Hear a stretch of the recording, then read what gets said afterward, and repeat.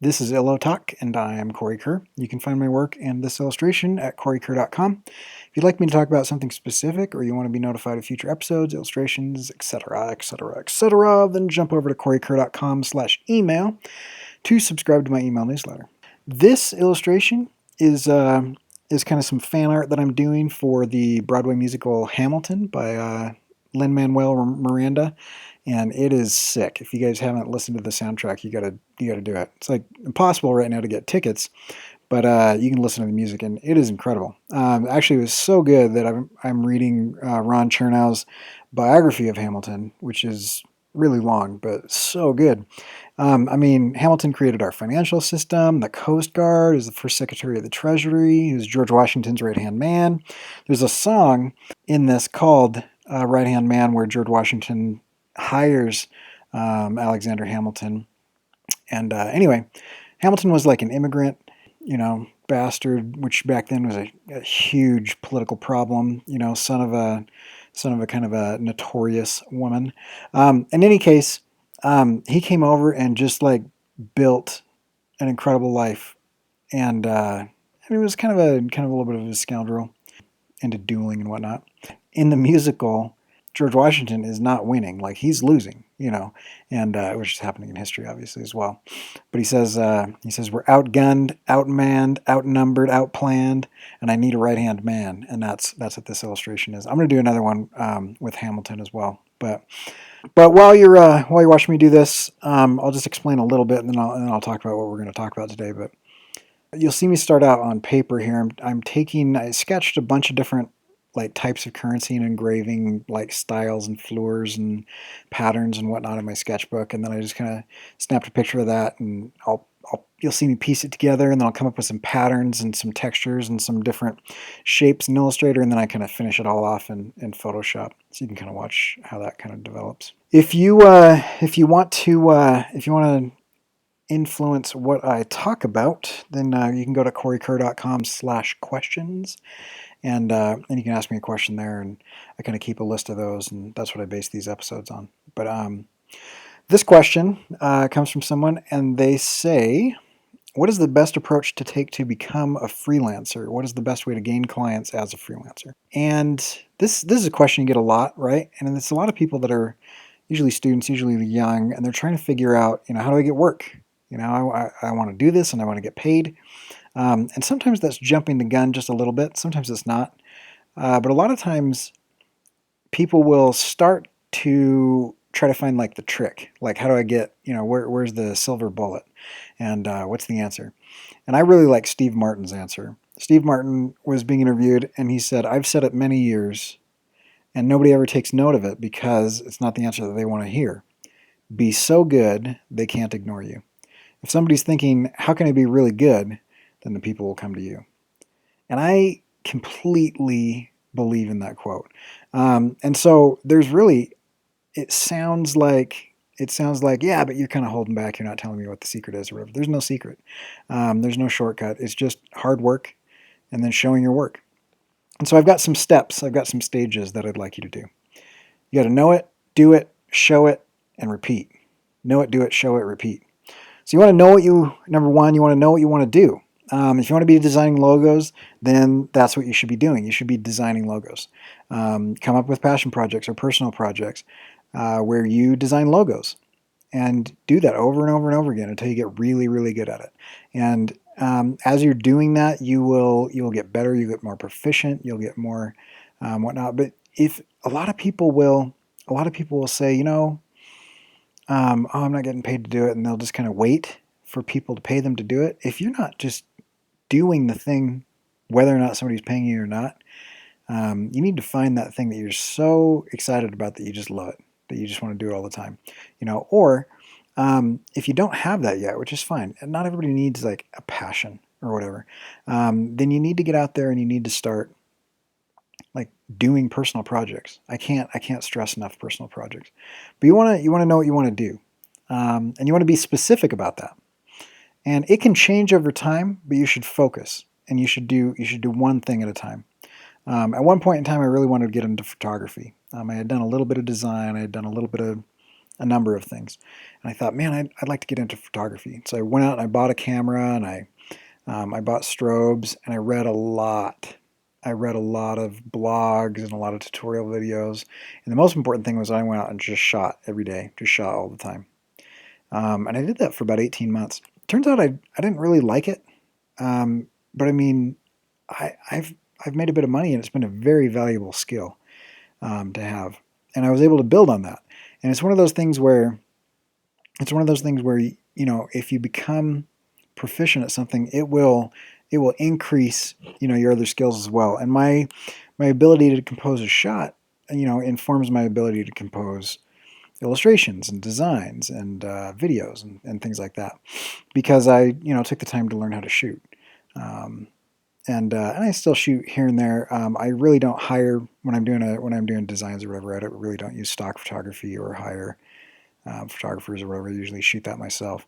But yeah, I just found out I just don't have a love for it, you know. But I don't think it was a waste. I don't look back on that year and a half, 2 years, and be like, oh, I wish I hadn't have done that. I wasted my time. No, I mean, it really helped develop me as a creative.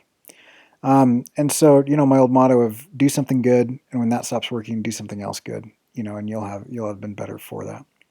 So, but you want to choose something. Don't try to do 50 different things at once. Pick something, do that thing over and over and over again. Spend a lot of time following other people, watching other people, seeing how they do it, and don't copy how they do it. You want to come up with your own way of doing it, but knowing how they do stuff and how the masters are doing things, and how your idols are doing things within that realm is really important. So there's a lot of study, and then there's a lot of effort, right? And so the second step is do it. Create the type of things that you'd like to create. Create the type of things that you'd like clients for.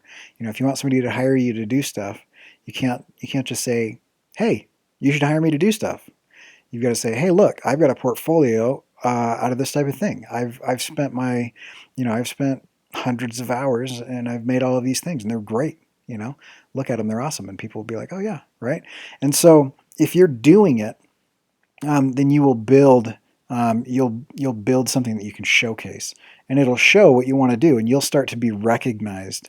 In your circle of friends, your circle of influence, you'll start to be recognized as, oh yeah, so and so does X, or whatever. And that's what I'm doing right now. I'm switching it up, and I would like to be known for editorial illustration. I like to be known for creative, symbolic, metaphorical illustrations. And this is kind of a recent thing for me, and that's what I'm doing. But what you want to do is you want to choose a personal project that will help you create and showcase what it is that you want to do. And then you want to work for free, but you work for yourself. Don't work for free for other people, because if somebody's coming to you and saying, "Hey, I want you to do this thing," right? And they're not willing to pay for it, you should be doing your own thing, right? And you should have total creative control over the things that you do. If somebody's willing to give you some money, then you should meet the objectives, that they need, and you should work with them as a client. But if they're trying to get you to work for free, go back and watch my episode on exposure versus exploitation, because that's not cool. So anyway, get out there and do it, right? And do your own stuff. If you're super excited about a show, for example, like this, do some fan art for it. Be careful with licensing, and I'm not going to sell this because I don't have the rights to the lyrics that I'm using in this illustration. But I was excited about that song, and so I'm making something about it. But yeah, a lot of people will wait for clients to do the work that they'd like to do, but a client isn't going to hire you if they haven't seen you make the type of thing that you want to make, right? And so it's kind of a chicken or an egg thing, except there is an answer, and you need to create stuff first. And then the other thing is once you do that, show it. Show your work. Do your work in progress posts. And this is where social media comes in, and this is where you can start to build an audience and whatnot. And there's going to be this downtime. There's going to be this dead time of growth where it seems really slow, but if you consistently show up and you show that. Now I don't just want you to show the end result. Here's this thing I finished, and you just show up every week or every couple weeks and say, I finished a thing. Show the process of it. teach the things that you're learning. Do something that tells a story or a narrative. And I've been telling my students this for years. I have a student who just got an internship at a recognizable um, place, and he was super excited about it. And in the interview, he said, he sent me an email or Facebook message or something. He said, yeah, everything that I learned in your class was what helped me do this, and they really liked the process posts. See, I make all my students do process posts where they have a narrative of the thing of their process. First I started with sketches, and this is what I was thinking, what I was trying to achieve, or whatever, right? And they go down, and he landed that gig, one, mainly because he's really good and he's worked really hard to get to that point, but two, because he showed his process, he showed his work, not just the end result. And so I think that's huge. And I've gotten lots of work this way. I've had potential clients that turned into clients say, hey, I like the way that you think. Well, we've never met before. We've never had a conversation. So the only way that they know how I think is because I show my thought process in my write-ups or in these videos or something along those lines. And so, I've been hired because they said, hey, I want you to do a logo, and I saw what you did for this X, Y, and Z logo that you did, and the narrative that you wrote. They're using different words or whatever, but they said, yeah, I just liked reading that and getting to know like your process and everything. Another thing, and this is kind of a side note. I'll probably talk about this in a later episode, but another thing that is really important is if you show the creation process, that adds value to what you create. If people know the behind the scenes and know the story behind something, it endears them to that thing. They understand it a little bit more. People don't value what they don't understand, and they can be wowed by it. But when it comes down to actually financial value, you will get paid more if people understand the process that you went through and your thought process and the thoughts behind it. And hopefully you get to the point where you're making choices based on based on real objectives, real things, right? You do your research and you're going to incorporate those things into what you create. And so there's a reason that you made that choice, or in this example, there's a reason that I chose the colors that I did, the style that I did, that I'm not doing this. I'm not going and doing a comic book style or whatever. I'm going to doing kind of a financial inking, engraving style because, these are founding fathers and whatnot. And the entire system with Hamilton is that he was a financial wizard and came up with the central bank and our financial system. The dollar wouldn't exist without him. I mean, all of this stuff. And so it's a lot of currency. He basically invented Wall Street and whatnot, stock trading and those type of things. So in any case, so there's a lot of reasons behind why you do stuff, and you want to talk about those, and you want to make those decisions. You want to write that out, or shoot a video of it or whatever. But somehow show your work, and you want to share that on social media. And when I'm hiring people, I worry about two things, and I've spent over a decade now hiring all kinds of people, writers and photographers and illustrators and graphic designers, a lot of graphic designers, and I really care about two things. I care, can you do it? And are you easy to work with? And that second one, are you professional? Do you think? How do you take feedback and critique? And that second one is really hard to show. You can have a real prima donna that produces an excellent end result, but they would be terrible to work with. They'd be awful, right? And so I like to see, the process bus, and I can kind of get a little feel for that person's personality, or whatnot. And so, if you read through my blog posts, hopefully, or my social media presence or whatnot, you can get a little feel for like who I am and what I stand for, and if I would be easy to work with or not. I think I'm easy to work with, but you can kind of get that because I'm out there and I'm putting that out there, and so that's why these process write-ups, or the narratives or the whips, or which is work in progress or show your work posts or whatever you want to call that, show it. And that's really good. There's a great book that I'll list some books at the end that you guys should read. But if you're constantly creating and sharing your work, then people will see what you're making, and you'll build a body of work that you can use to promote yourself. And that's it. Then you repeat and do that again, and you continue to do that for a long time. And and sometimes it's longer than others, but if you continue to do that, which is know it, do it, show it, repeat, right? Know it, do it, show it, repeat.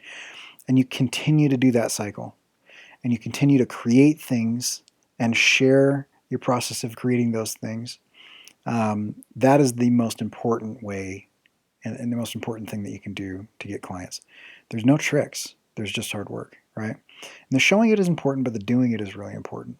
Now, and you can't have one without the other. If you have nothing to show, or if you haven't spent the time to make something of value, then you know you can show it with all the tricks of social media that you can read about on some stupid Pinterest cheat sheet or something. Post it this time of day or whatever, that type of thing. And those things are important, but the quality of your work and the interest and engagement that you're getting from that is based on what you're producing and how well you're producing it. Now, if nobody sees it, then you've got a problem, right? You've got to show it as well, but you have to do it. And so those two things are important. And then the reason that know it is in there is that if you're just all over the board, if one day you do an oil painting, and the next day you're shooting a bunch of photography, and the next day you're writing a bunch of music, and you're just constantly all over the place, then you're not going to be known for something. You're just going to be like, oh yeah, so and so, super creative. I'm not really sure what they do. They don't seem very good at this. And I know this from personal experience because I spent a long time trying to be a jack of all trades, master of all trades, and it's not possible. And so I've really knuckled down and focused, and I've started to get work in illustration because I've spent several years now showing illustrations and showing myself doing these drawings and doing the illustrations and trying to focus on a particular way of doing that and a style. And I don't want to talk about style right now, but in any case, consistency, and niching down, and doing what you're good at, or becoming very good at what you do, that type of thing. So know it, do it, show it. Now, as far as getting clients, that's one part of it, right? Another part of it is you need to seek to make people's lives better, right? And so if you go out there and you're constantly, seeing what you can get, what you can take from situations, how you can leverage, how you can manipulate, how you can suck the value out of whatever relationships or whatever. You're constantly running around just throwing your business card at people, or you are not going to get anywhere. Especially within creativity, creative realm, you've got to be somebody who creates value for others, and you enrich other people's lives. So if you can seek to serve people, create things that they need, um, then that's something that's going to be important, right? For example, somebody shows up. I'm big on Kickstarter. I love Kickstarter and Patreon. It's so awesome. I wish I had more money to spend on Patreon every month, but I've backed 80 something projects on Kickstarter at the time of this recording, and I do that, um, one, selfishly, because I like those things that I get. I love the creations that other people are making. It's awesome to see this incredible artwork and these comics and music and whatnot. It's just awesome. But two is, I think it's really important to support other creators. I think it's important to get out there and build up the community and build up creativity, and get out there and find the indie artist, find the indie illustrator, find the person trying to bootstrap themselves, get out there and support them legitimately, and not in a way to like, I'm going to support them so that I can get something back, but just support to support, right? The law of the harvest, karma, whatever you want to call, that idea of putting it out there. You know, God, the universe, whatever power you believe in, is going to give that back, right? And you've got to get out there and do good, if you expect good to happen to you, and that's just, it's human nature. And so I think supporting other people and seeking to serve other people is really important. And don't do that to your detriment. A drowning lifeguard can't save anybody, so don't do that to the point where you're tapped out. Be responsible about it. And if you've got $1 a month, though, hit up Patreon and see if there's somebody that you could do. Or if you got an extra $20, there's tons of awesome projects on Kickstarter. Or go directly artists and illustrators and musicians' websites, and buy stuff directly from them. And it's good. Go to shows, go to conventions and buy stuff. I have a ton of original art, not a ton. I have a lot of original art from people that I just really admire. One, it's amazing to look at, to see the detail and and how they do things. The printed copies of that are not indicative of the actual process. If I get an original comic book page in my hand, I've got some Ryan Otley's and some Sean Gordon Murphy pages, and they're just incredible. And you can look at how they're doing it. It's not as good as watching them do it, but you can kind of see where the blue line and the red line, and where the ink throws down and things like that, and you can kind of see the whiteout that they used to lift a mistake, or to add some white in or something like that, and it's incredible, right? But it's important on the other hand, because I was able to support artists. I was able to get out there and support artists. Now, I don't expect Sean Gordon Murphy or Ryan Otley or anybody like to even know who I am or remember that I bought their stuff.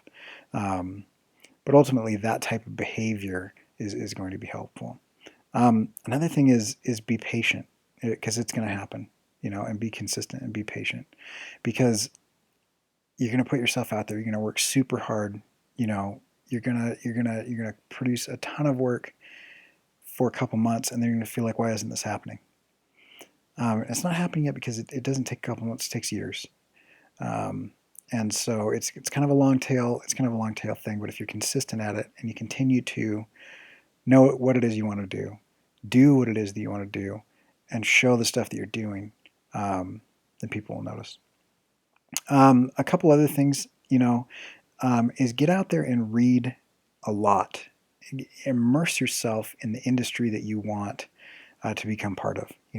Get involved, interact with people on Twitter, and not like in a weird, fanboy, creepy way, but like interact with them and get to know them, talk about them, read interviews that people have done and things like that. Like really study, what it takes. And you'll find that every industry is tons of hard work, good quality, and professional attitudes. But then there's also little things within the industries that you'll find, that will be helpful. And so there's that as well. Yeah, a couple other things. Read Quitter by John Acuff. He talks about how to get your dream job, and you want to start by not quitting your day job. And so sometimes, and I hope this is like going away. It's like a trend that's passing, but sometimes people will say, "Oh yeah, as soon as you get a job that isn't in art or isn't in music or whatever, then that's the death of your career, and you're just going to be or whatever forever." Go get a job and pay your bills. Honestly, if you're starving, if you can't make ends meet and you've got to move in with your parents, and or whatever, it's going to kill you, and you're not going to be able to do it, right? And that'll kill your dream faster. And what he says in that book is, don't let your dream become a nightmare. And so, that's an important thing. Get a day job and do the extra work. And if you're going to be in a creative field, or if you want to do freelance and you want clients, you're going to have to build.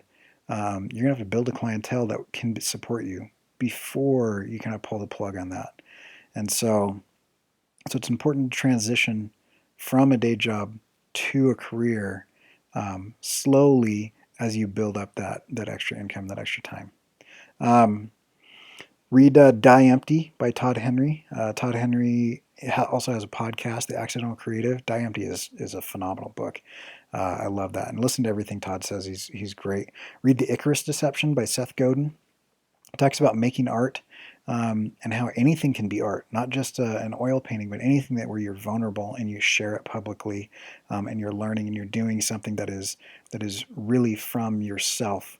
That's where that is, and it's a great kind of view of the death of this industrial revolution society that we have, and he calls it the economy of connection. There's a network of creativity and connection, and that's what's important now is building a tribe and whatever. He's got the other books like Lynchpan and things like that are good. Dear Art Director, which is on Tumblr, which is just dearartdirector.tumblr.com, is fantastic. And those guys also do drawn and drafted, which is great. And they've got some PDFs that you can download.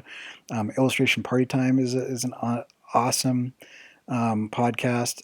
Sean Wes is fantastic. Accidental Creative, which I've mentioned. Art and Story. Anything that Chris Oatley does or says, like, get in there and start following people that are going to help you with your creative career, and you become someone who clients are attracted to. There's not like a trick to go get them or whatever. At some point in time, it will be the right time to start promoting yourself and spending a little bit of money as far as doing mailers or doing email campaigns or something along those lines. Maybe you buy some advertising, pay per click or whatever. But that's a little bit down the road after you've built up some organic um, nature to that and whatever, and see if you can get some press. And so study marketing and study PR and see if you can get some earned media and things like that. But the real work is in a personal project that is specific towards what it is that you want to accomplish. Then you consistently do that and show up and do that thing. You spend a little bit of time every day, or you dedicate a chunk of time every week or something, and you produce things, you make those things, and then show it to people, show it on Facebook, show it on Twitter, show it on Tumblr. Get out there and show it where your clients are. Everybody makes fun of LinkedIn, but if your clients are on LinkedIn, show it on LinkedIn, show it on Behance, get on Dribble if you can. Get out there and do that. I also think that you should have your own website. I have corykerr.com, not corykerr.wordpress or .blogger or .weebly or whatever, right? I have a Tumblr account as well, but everything hubs around corykerr.com. So I think that's really important for a couple reasons. One is my email address, me@corykerr.com, is a lot more professional than, Cory Kerr 1980 at hotmail.com or whatever, right? And so you can present a more professional front if you own your own domain name. And there's a lot of stuff that can help you build a website out there. WordPress is great. Weebly, Squarespace. There's Wix. There's stuff out there that can help you build that type of thing, and do an online portfolio. And you don't have to learn HTML and CSS if you don't want to. Just pick something that features your work, and focus it, and have that protect that site. Don't just put anything up there. Focus what you're showing on that site, and then when you're showing stuff, you should show stuff from your website and direct that traffic from your website. So you share an article on your Facebook post from your website. You show your work post from your website, right? All of the stuff, all of your bios of your different social media channels have your website on it. So I mean, if Twitter ever died, if Instagram ever went away, you guys would know where to find me. If YouTube just one day said, Cory, you can't be on YouTube anymore, and they shut down my channel, you would know corykerr.com is where it's at. That's where I will be. I own that. No one can take that away from me. And so that's where I am, no matter what happens. And I'm always going to be on Facebook and Twitter and all those places. I'm gonna get out there, and I'm gonna be talking to people, and I'm gonna be showing my work and connecting, and seeing if I can help people out and whatnot.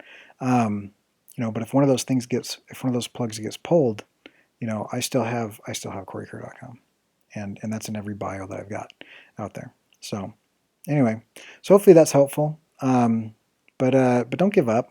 You can do it. It might be frustrating along the way, and it might be, you might have to get a job that you're not terribly excited about to help ends meet while you're creating your thing. But those years of putting the work in and being focused and showing people what you're doing will pay off. Anyway, so there's some tips on how to become a freelancer and how to gain clients. But I would really highly recommend Quitter by John Acuff, Die Empty by Todd Henry, and Icarus Deception by Seth Godin as a good place to start. And then specifically, Drawn and Drafted and podcasts. Listen to a lot of podcasts. Podcasts are awesome nowadays. There's so many good ones out there. So hopefully that helps. And make sure to, if you liked this, if you like the videos, subscribe to the channel. But more importantly than that, you can go to corykerr.com/email, and you will get an email notification when I do stuff like this. And I do have a full-time job teaching, and I have textbooks that I write and create online as well. And so illustration and this illo talk is not the only thing that I do, so you're not going to get a ton of emails. But I try to do at least one of these a month, if not a little bit more frequently. So go to corykerr.com/email. And if you're looking for illustration work, you have something cool that you want done, book covers, editorial illustration, anything like that, and you like my style, you like what you see, then hit me up. And you can find all that at corykerr.com. So thanks. Go out there and make stuff. Make awesome things, and then show everybody. That'd be cool. Also, I'm on Snapchat. Hit me up on Snapchat. I'm trying to get on there and show my work and do some stuff. And you'll see, if you're watching this right now, you'll see some process posts that I did on this, and so you can kind of follow along live. I'd love to hook up with you guys on Snapchat. That'd be fun. So it's Cory R. Kerr, CORYRKERR on Snapchat. Okay, we'll catch you guys later.